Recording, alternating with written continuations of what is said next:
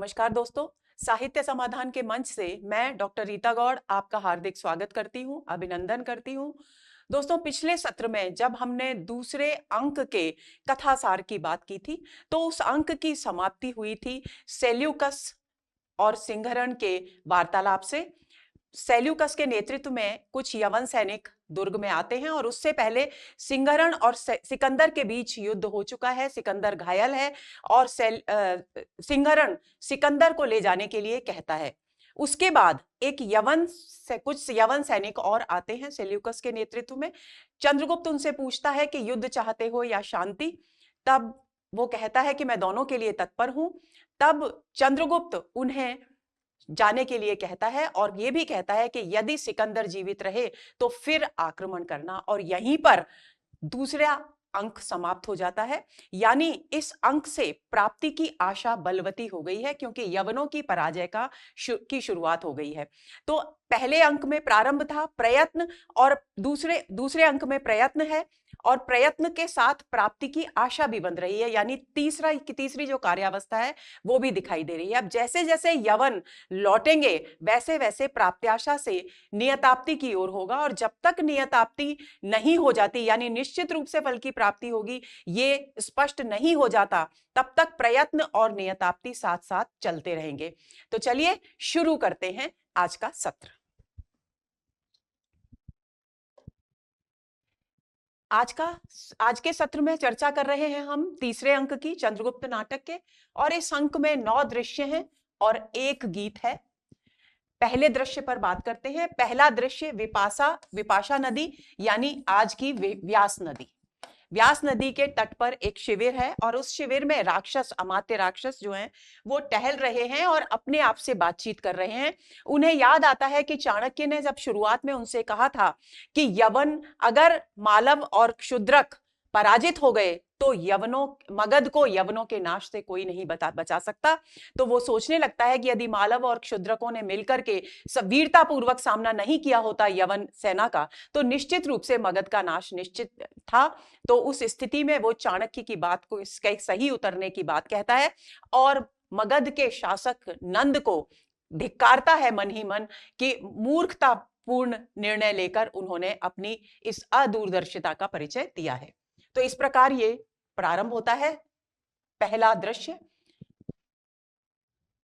विपाशा नदी के शिविर में नंद का एक दूत राक्षस को समाचार देता है कि आपसे मिलकर कुचक्र करने के आरोप में सुवासिनी को बंदी बना लिया गया है। इसी समय नंद का एक दूत आता है और राक्षस को समाचार देता है कि सुवासिनी पर यह आरोप लगाया गया है कि उसने आपके साथ मिलकर के कुचक्र किया है और इसलिए सुवासिनी को बंदी बना लिया गया है। ये एक घटना मगध में घटित होती है।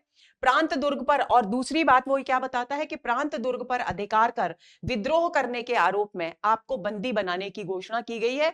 और यह भी घोषणा की गई है कि जो व्यक्ति राक्षस को बंदी बनाएगा उसके पुरस्कार प्रदान किया जाएगा। यानी आपको बंदी बनाने के लिए पुरस्कार की घोषणा भी की गई है। ये 2 महत्वपूर्ण सूचनाएं अमात्य राक्षस को मिलती हैं। मगध का नायक राक्षस को, इसी समय मगध का नायक आता है अपनी कुछ सैनिकों के साथ और राक्षस को बंदी बनाने का प्रयत्न करता है। किंतु चाणक्य, जो कि दूरदर्शी हैं, कूटनीतिज्ञ हैं, उन्हें पहले से पता है कि राक्षस की जान खतरे में है, उस पर कभी भी हमला हो सकता है। उस स्थिति में वो अपने कुछ एक सैनिकों को राक्षस की सुरक्षा के लिए नियुक्त करते हैं और सैनिक को कहते हैं कि इस वक्त जब तक कि यवनों का उपद्रव चल रहा है तब तक प्रत्येक भारतीय की रक्षा करना उसका दायित्व है। केवल इसी कार्य के लिए कुछ सैनिकों की टुकड़ी को वो नियुक्त करते हैं, चाहे फिर वो अमात्य राक्षस ही क्यों न हो। क्योंकि अमात्य राक्षस और चाणक्य परस्पर विरोधी हैं, लेकिन फिर भी चाणक्य उनकी रक्षा के लिए नवागत सैनिक को दायित्व सौंपते हैं। तो चाणक्य के नवागत सैनिक अमात्य राक्षस की रक्षा करते हैं। फलतः मगध का जो नायक राक्षस को बंदी बनाने आया था वो उसे बंदी नहीं बना पाता। राक्षस चाणक्य के प्रति जब वो नवागत सैनिक आते हैं जिनसे कि राक्षस बिल्कुल अपरिचित है, वे उससे पूछता है कि तुम कौन हो और तुमने मेरी रक्षा क्यों की। तब नवागत सैनिक बताते हैं कि चाणक्य ने उन्हें नियुक्त किया था इस कार्य के लिए कि प्रत्येक व्यक्ति की सुरक्षा करनी है जब तक यवन यहाँ है, और चाहे वह अमात्य राक्षस ही क्यों न हो। तो ये जानकर कि चाणक्य ने उनकी सुरक्षा की व्यवस्था की, चाणक्य के प्रति राक्षस अपना आभार व्यक्त करता है। नवागत सैनिक राक्षस को अलका और सिंहरण के विवाह का निमंत्रण पत्र देता है, क्योंकि अलका और सिंहरण का विवाह निश्चित हो चुका है, उसका आयोजन किया जा रहा है और उसका निमंत्रण पत्र नवागत सैनिक राक्षस को सौंपता है। और साथ ही वो सैनिक ये भी बताता है कि यवनों ने मालवों से संधि करने का संदेश भेजा है। देखिए, यवन पहले पराजित होने शुरू हो गए हैं, सिकंदर घायल हो चुका था, अब यवनों की यानी कि पराजय की ओर जा रहा है, यानी जो नाटक है वो प्राप्ति की आशा से नियताप्ति की ओर क्रमशः चल रहा है। तो यवनों ने मालवों से संधि करने का संदेश भेजा है, क्योंकि मालवों और क्षुद्रकों ने मिलकर के, उनकी सम्मिलित सेना ने, संयुक्त सेना ने चंद्रगुप्त के नेतृत्व में मिलकर सामना किया था यवनों का और उन्हें पराजित किया था। तो यवनों ने इसके फलस्वरूप, इस पराजय के फलस्वरूप संधि का प्रस्ताव भेजा सिकंदर, और सिकंदर ने साथ ही यह भी कहा है कि वह उस वीर युवती से मिलना चाहता है जिसने मालव दुर्ग में उसका प्रतिरोध किया था, यानी इसका संकेत किस ओर है? अलका की ओर है। आपको ध्यान होगा दोस्तों कि अलका को लेकर के मालविका उपवन में, दुर्ग में जाती है, दुर्ग के उपवन में जाती है और वहां एक सूने परकोटे को दुर्ग के देखकर वो आशंका व्यक्त करती है कि यदि यहां से यवन सैनिक आ गए तो क्या होगा। तब अलका उसे समझा ही रही होती है कि इतनी देर में यवन सैनिक वहां से परकोटे से कूद कर आते हैं, जिनमें से 2 को अलका मार गिराती है और तीसरा स्वयं सिकंदर होता है। और सिकंदर इससे पहले कि अलका को कुछ चोट पहुंचा पाता, सिंहरण आकर सिकंदर से युद्ध करता है, सिकंदर घायल होता है और उसे घायल अवस्था में वो यवन सैनिकों से ले जाने के लिए कहता है। तो यहां तक ये बात हो चुकी है। तो सिकंदर जानना चाहता है, उस युवती से मिलना चाहता है जिसने उसका उस दुर्ग में प्रतिरोध किया था, यानी कि वो अलका थी। रावी तट पर विस्तृत शिविरों की एक रंगभूमि में अलका और सिंहरण के विवाह का आयोजन किया जाता है। रावी नदी का जो किनारा है वहां पर बहुत सारे सैनिक शिविर हैं और उनकी विस्तृत रंगभूमि में अलका और सिंहरण के विवाह की व्यवस्था की जाती है। आगे चलते हैं।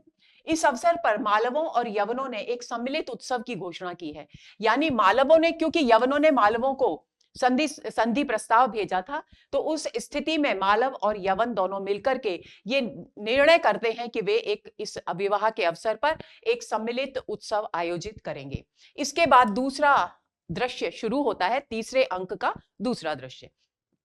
इस दृश्य में रावी तट के विवाहोत्सव शिविर के एक मार्ग पर पर्वतेश्वर एक स्त्री के द्वारा छले जाने पर लज्जित टहल रहे हैं, क्योंकि पर्वतेश्वर अलका से विवाह करना चाहते थे और अलका ने सिंहरण को बंदी गृह से मुक्त कराने के उद्देश्य से उनसे विवाह करने के लिए सहमति दी थी और उसके साथ 3 शर्तें भी रखी थी। और उसमें से एक शर्त यह थी कि वे सिकंदर के समक्ष आत्मसमर्पण नहीं करेंगे, यानी यूनानियों को मार्ग नहीं देंगे भारत में प्रवेश करने का। लेकिन पर्वतेश्वर के ऊपर यूनानी सेना का, यानी सिकंदर का दबाव बहुत अधिक बढ़ता है, तो वे इस बात के लिए उनकी सैनिक सहायता के लिए 1000 अश्वारोहियों के साथ प्रस्थान करने का निर्णय करते हैं।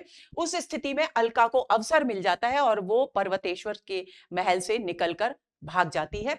तो इस प्रकार पर्वतेश्वर को एहसास होता है, क्योंकि अब अलका और सिंहरण का विवाह हो रहा है, तब पर्वतेश्वर को समझ में आ गया है कि उसको एक स्त्री ने, यानी अलका ने किस प्रकार छला है, और वो अपने आप में लज्जित महसूस कर रहे हैं तथा आत्महत्या करने का प्रयत्न करते हैं, लेकिन चाणक्य उन्हें रोक देते हैं, आत्महत्या नहीं करने देते। आगे चलते हैं।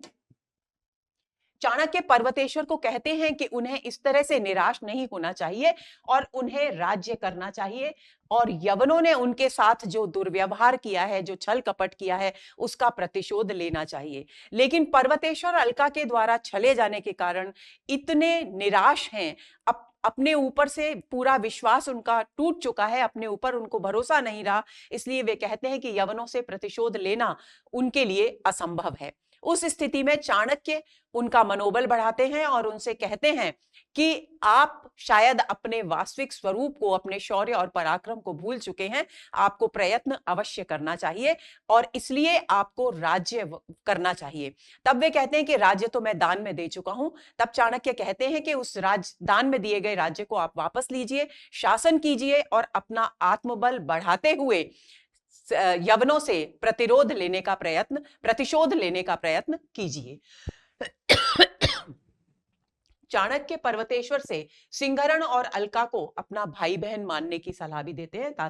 साथ ही चाणक्य ये भी कहते हैं कि अलका के प्रति उनका जो भी कुछ पहले भाव रहा हो, लेकिन अब क्योंकि सिंहरण और अलका का विवाह होने जा रहा है तो आपके लिए बेहतर यही होगा कि आप उन्हें भाई बहन के रूप में स्वीकार कर लें। इसी समय वृद्ध गांधार नरेश वहां पर आते हैं विवाह के उत्सव पर, और पुत्र आम्भीक ने जो देशद्रोह का कुकृत्य किया था उस पर पश्चाताप करते हैं और देश सेविका अलका के कार्यों पर गर्व प्रकट करते हैं। आगे चलते हैं।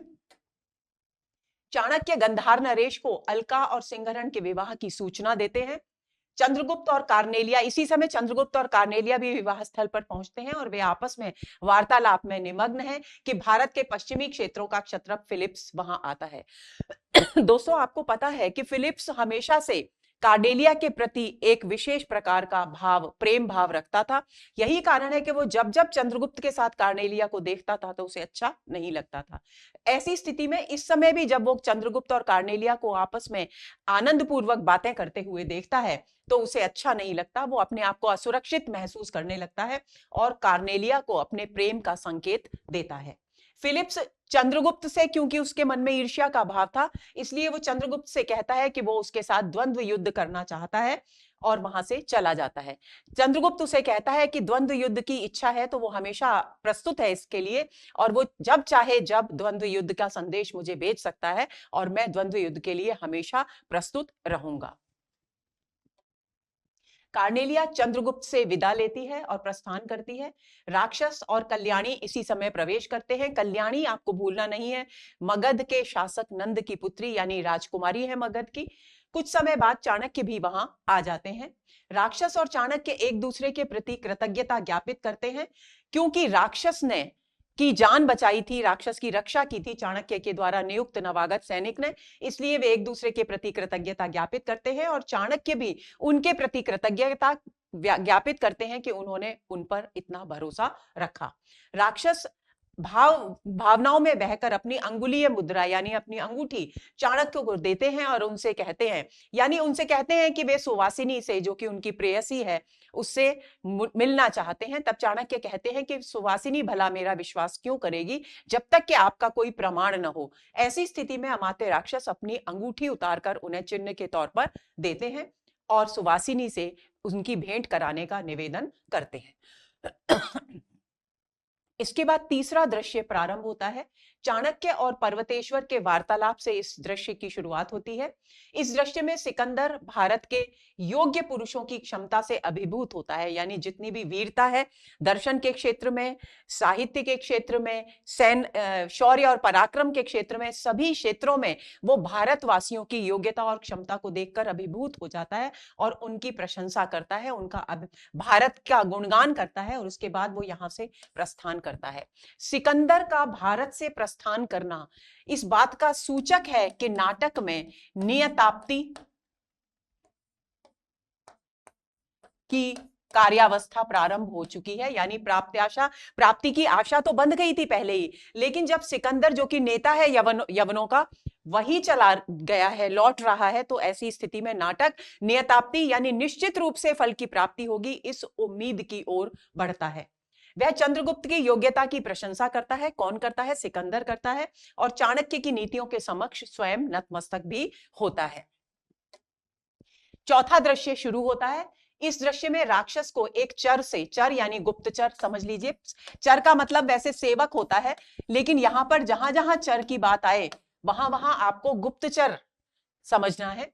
इस दृश्य में राक्षस को एक चर से ज्ञात होता है कि चाणक्य ने उसे कुचक्र में डाला है, यानी जो अंगूठी उसने दी थी वो वास्तव में, जो व्यवहार चाणक्य के द्वारा किया गया, जो बातचीत उसके द्वारा की गई, वो वास्तव में एक प्रकार का जाल था जो उसके विरुद्ध चाणक्य ने बुना था। वो तत्काल वहां से भाग निकलने और सुवासिनी की रक्षा के लिए मगध पहुंचने का निर्णय करता है, क्योंकि वह चाणक्य को अपनी मुद्रा दे चुका था, यानी अंगूठी दे चुका था चिन्ह के तौर पर। तो उसे लगता है कि जब इतना बड़ा कुचक्र उसके खिलाफ चाणक्य कर रहे हैं तो संभव है कि कोई और जालसाजी भी इसमें शामिल हो, इसलिए उसे लगता है कि उसे जल्दी से जल्दी मगध पहुंचकर सुवासिनी की रक्षा करनी चाहिए। आगे चले। पर्वतेश्वर, चाणक्य और चंद्रगुप्त विभिन्न स्थितियों पर वार्तालाप करते हैं, जो भी राजनीतिक परिदृश्य है उस पर वार्तालाप करते हैं। चाणक्य पर्वतेश्वर से मालव की सहायता करने के लिए कहते हैं।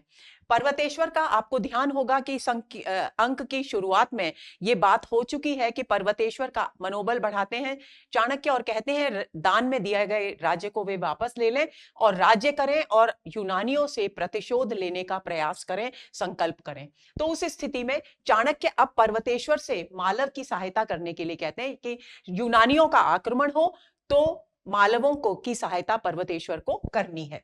आपको ध्यान देना है कि सिकंदर भले ही चला गया हो, लेकिन उसका सेनापति सेल्यूकस अभी भारत में ही था और यही कारण है कि यवन आक्रमण की संभावना अब भी बनी हुई थी।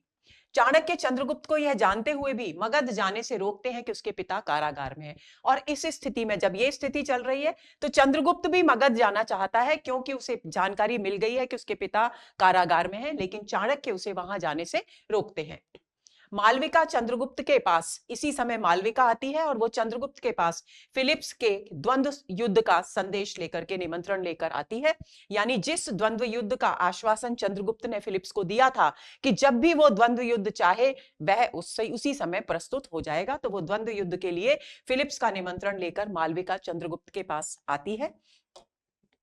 चंद्रगुप्त इस संघर्ष से यवनों के अवशिष्ट चिन्ह नष्ट करने के उद्देश्य से द्वंद्व युद्ध के लिए तत्पर हो जाता है, क्योंकि चंद्रगुप्त का उद्देश्य है यूनानियों को भारत से बाहर निकालना।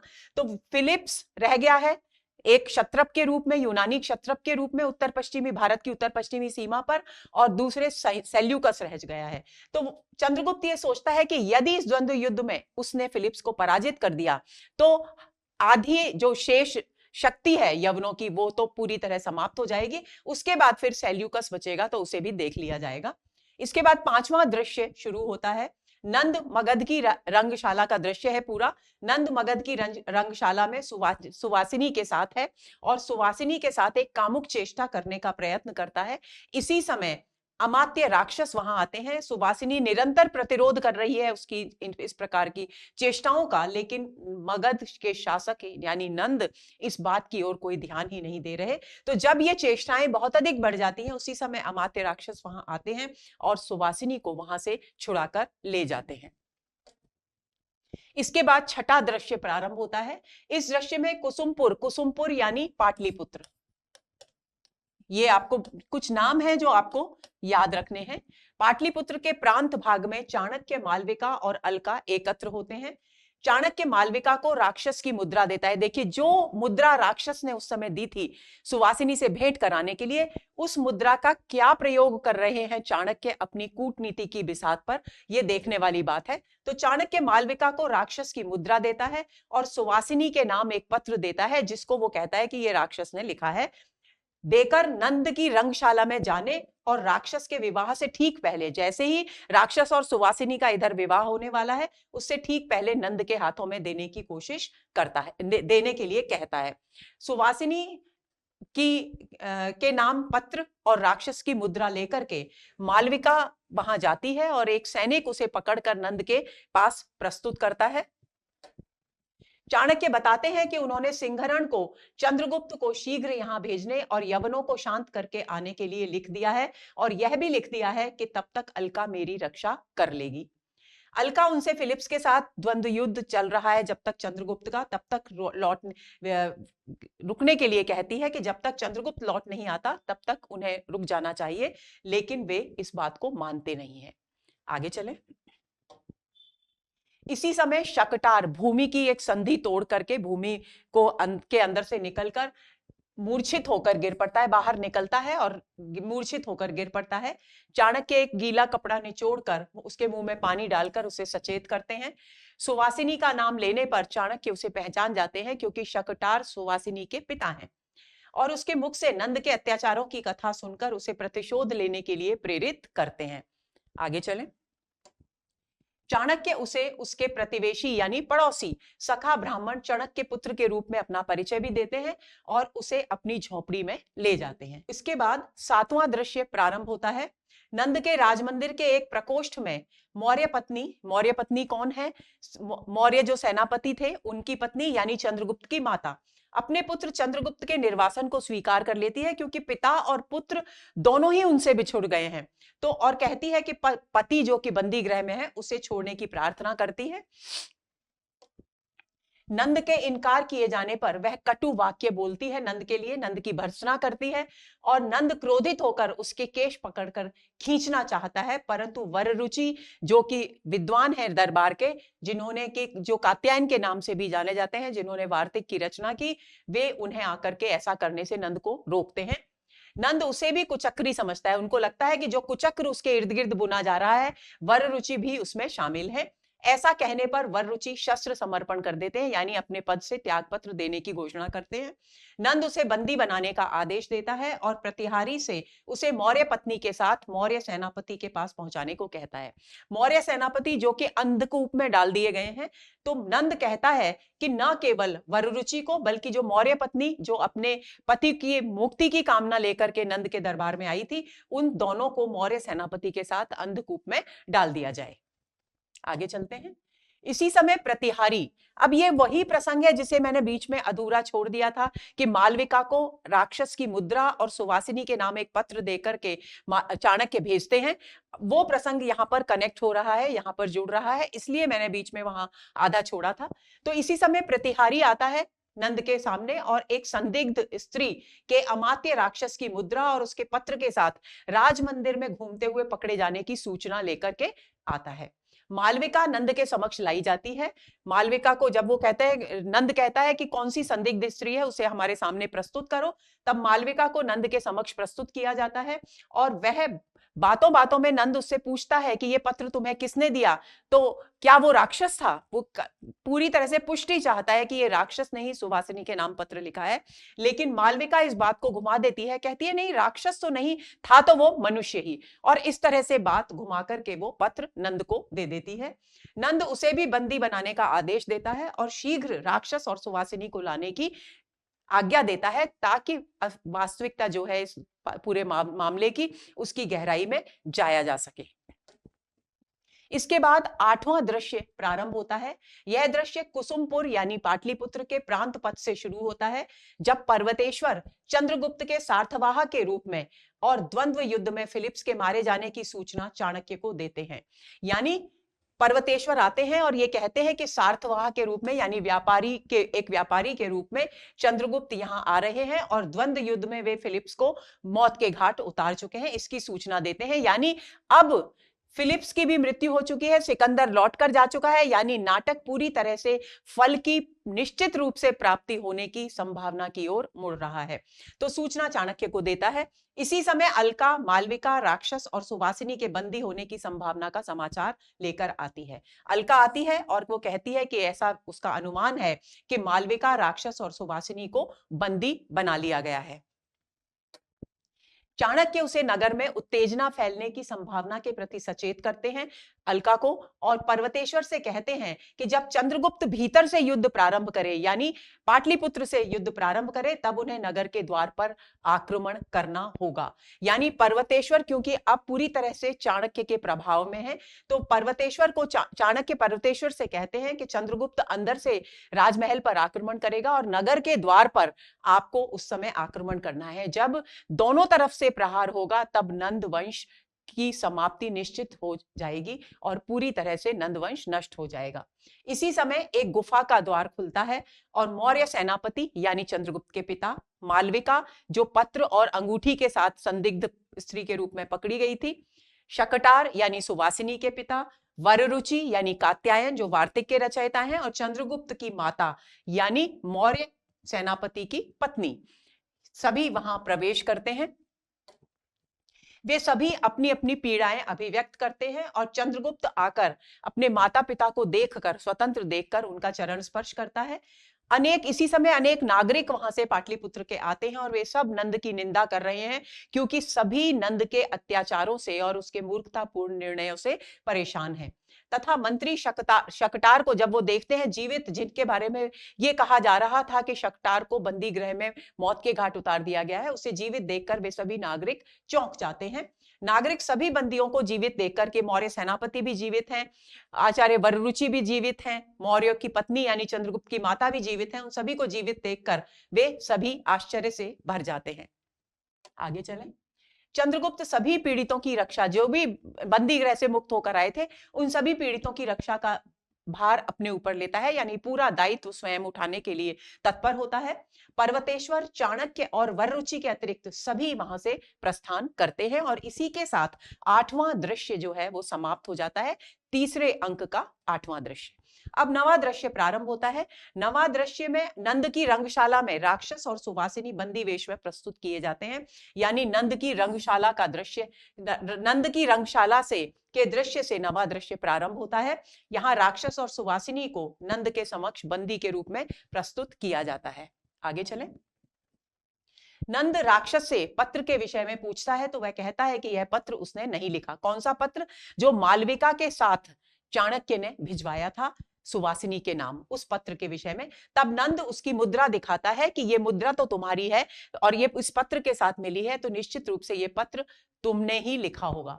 राक्षस चुप रहता है, क्योंकि ऐसी स्थिति में यदि वो चाणक्य का नाम लेता तो बहुत सारी भेद खुलने की संभावना थी और उससे जिस कार्य में चाणक्य लगे हुए थे उस कार्य के बिगड़ने की संभावना थी। ऐसी स्थिति में राक्षस पूरी तरह से चुप रहता है और नंद क्रोधित होकर उसे अंधकूप में भेजने का आदेश देता है। अंधकूप यानी अंधकार वाला कुआं। इसी समय एक नागरिक के साथ वहां पर शकटार आता है। शकटार सुवासिनी के पिता और नंद के अत्याचारों का खुल करके विरोध करता है। नंद सभी को बंदी बनाने का आदेश देता है, किंतु चंद्रगुप्त सैनिकों के साथ आकर नंद को ऐसा करने से रोकता है, यानी किसी को भी बंदी नहीं बनाने देता, क्योंकि पाटलिपुत्र के राजमहल के अंदर की सारी स्थिति का नियंत्रण किसके हाथ में था? चंद्रगुप्त के हाथ में। और नगर द्वार से किसको आक्रमण करना था? पर्वतेश्वर को। यह बात आपको भूलनी नहीं है। प्रतिहारी प्रहरियों तथा सैनिकों में संघर्ष होता है और एक सैनिक इसी समय आकर नगर पर आक्रमण की सूचना देता है। अंदर से संघर्ष कर रहा है चंद्रगुप्त और बाहर से पर्वतेश्वर का आक्रमण हो चुका है, तो नगर पर आक्रमण की सूचना देता है। चंद्रगुप्त इस अवसर का लाभ उठाकर नंद को बंदी बना लेता है। अब पूरी तरह से निश्चित हो चुका है, फलागम नियताप्ति चल रही है। इसी समय चाणक्य अपनी खुली शिखा के साथ वहां आता है। खुली शिखा कौन सी? जब उसे अपमानित कर शिखा पकड़कर राज दरबार से बाहर निकाला था, नंद ने निकलवाया था और उसने अपने इस अपमान का बदला लेने की घोषणा की थी, संकल्प किया था और यह कहा था कि वह तब तक इस शिखा को खुला रखेगा जब तक कि वो नंद से प्रतिशोध नहीं ले लेता। और उसी खुली हुई शिखा को लेकर चाणक्य दरबार में आते हैं। नंद का विरोध किया जाता है। इसी समय कल्याणी को बंदिनी के रूप में लेकर के पर्वतेश्वर यहां आते हैं। कल्याणी को यानी अपनी बेटी को बंदी देखकर नंद बहुत दुखी होता है। पुत्री को देखकर नंद क्षमा याचना करता है और चाणक्य से कल्याणी के साथ जंगल में जाने और तपस्या करने की अनुमति मांगता है कि मुझे छोड़ दो, मैं अपनी पुत्री के साथ वन में चला जाऊंगा और वहीं पर तपस्या कर अपना शेष जीवन व्यतीत करूंगा। आगे चलें। इसी बीच सभी को स्तब्ध करता हुआ यानी आश्चर्यचकित करता हुआ शकटार आता है और नंद की छाती में छुरा घोंप देता है, यानी नंद की यहां पर मृत्यु हो जाती है। क्योंकि शकटार को भी अपने अपमान का बदला लेना था, तो नंद की को मौत के घाट उतार दिया जाता है। यानी अब स्थिति पूरी तरह से निश्चित हो चुकी है कि फल प्राप्त होगा ही। सिकंदर जा चुका है, फिलिप्स मारा जा चुका है और इधर नंद जो कि एक और मार्ग की रुकावट था, उसकी भी मृत्यु हो चुकी है। सभी बंदी मुक्त किए जाते हैं और राक्षस चंद्रगुप्त का हाथ पकड़कर उसे सिंहासन पर बिठाता है। यानी ये क्या है? फलागम की शुरुआत हो गई यहां से।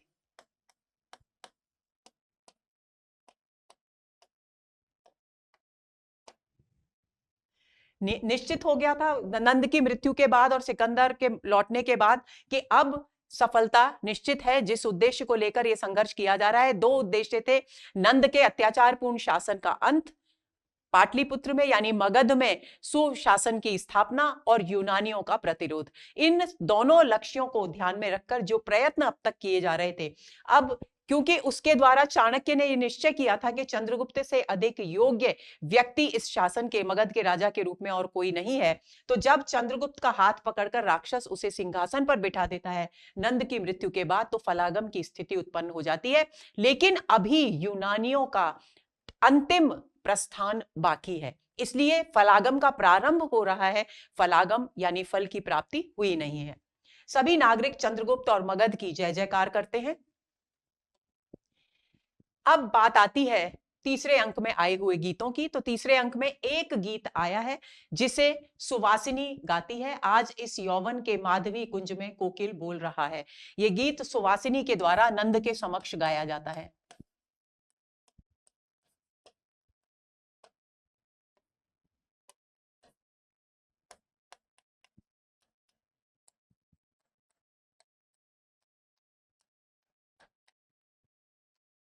और इसी के साथ ये सत्र समाप्त होता है। दोस्तों, उम्मीद करती हूं कि पहला, दूसरा और तीसरा चंद्रगुप्त नाटक के ये तीनों अंक और इनकी कथा का जो क्रम है वो आपको अच्छी तरह से समझ में आ गया होगा। अब अगले सत्र की प्रतीक्षा कीजिए, क्योंकि अगले सत्र में हम इसके चौथे अंक और अंतिम अंक पर बातचीत करेंगे। तब तक के लिए नमस्कार।